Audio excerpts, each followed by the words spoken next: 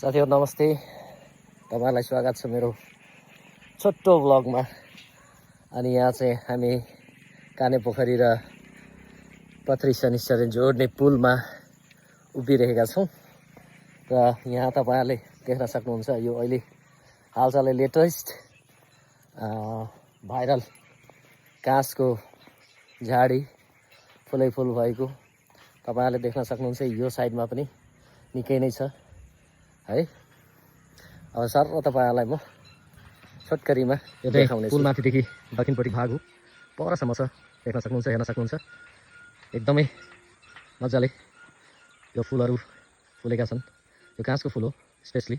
यो चाहिँ भयो दक्षिणपट्टि। त्यसैगरी यो साइडमा तपाईहरुले अवलोकन गर्न सक्नुहुन्छ। यो चाहिँ उत्तरपट्टि, यहाँदेखि परसम्म छ र हामी चाहिँ यहाँ यो पुलमा यतापट्टि पथरी शनिश्चरी जाने ठाउँ हो र यतापट्टि चाहिँ हाम्रो कानेपोखरी जोड्ने यो पुल, कानेपोखरी र पथरी शनिश्चरी जोड्ने पुलमा उभिएको छ। अहिले चाहिँ हामी यो काँसघारीको बिचमा छौँ र यो चाहिँ दक्षिणपट्टि हामी अघि झुलुङ्गे पुलमा थियौँ। अहिले चाहिँ यहाँ दक्षिणपट्टिको यो काँसघारीमा हामी यहाँ कत्रो ठुल्ठुलो काँस छ। हाम्रो त हाइटमै कत्रो कत्रो गाइस।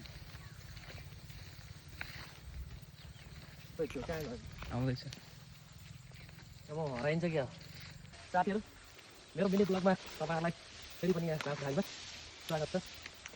अब हामी आइपुग्न लाग्यौँ यहाँ अलिकति खुल्लामा आउँदै। फाइनली आयौँ हामी। अहिले चाहिँ यहाँ हामी झुलुङ्गे पुलको मुनि भिडियो गर्न आएका छौँ साथीहरू।